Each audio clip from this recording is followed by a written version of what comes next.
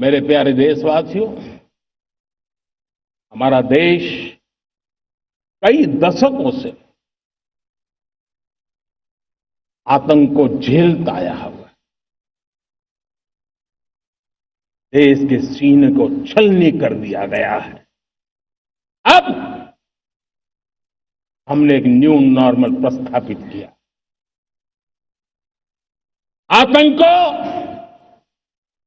और आतंकी को पालने पोसने वालों को, आतंकियों को ताकत देने वालों को अब हम अलग अलग नहीं मानेंगे।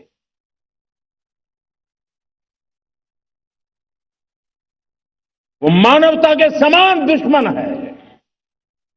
उनके बीच कोई फर्क नहीं है। अब भारत ने तय कर लिया है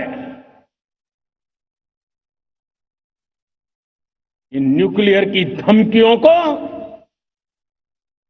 अब हम सहने वाले नहीं हैं।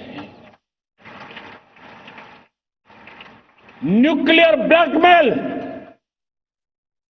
लंबे अरसे से चलाया। अब वो ब्लैकमेल नहीं सहा जाएगा।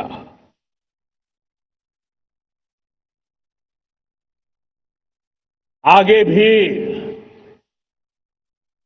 अगर दुश्मनों ने ये कोशिश जारी रखी,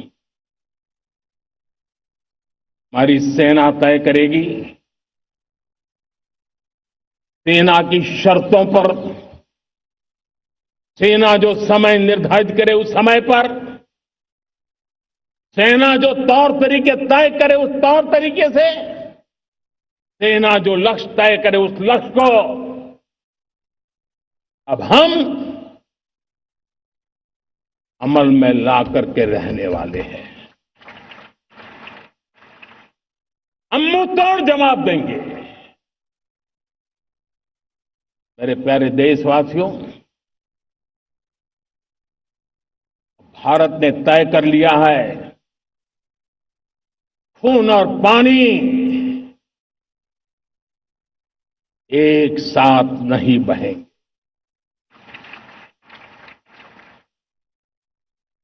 अब देशवासियों को भली भांति पता चला है कि सिंधु का समझौता कितना अन्यायपूर्ण है, कितना एक तरफा है। भारत से निकलती नदियों का पानी दुश्मनों के खेत को सींच रहा है और मेरे देश के किसान, मेरे देश की धरती पानी के बिना प्यासी है।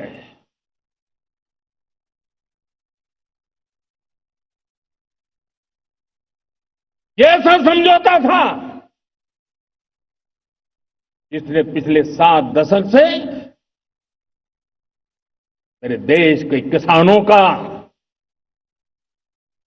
अकल्पनीय नुकसान किया है।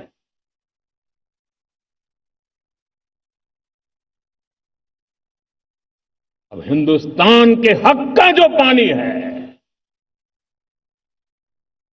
उस पर अधिकार सिर्फ और सिर्फ हिंदुस्तान का है, हिंदुस्तान के किसानों का है।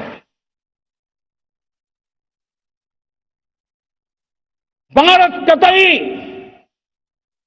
सिंधु समझौते को, उस स्वरूप को दशकों तक सहा है, उस स्वरूप को आगे नहीं सहा जाएगा। किसान हित में, राष्ट्र हित में ये समझौता हमें मंजूर नहीं है।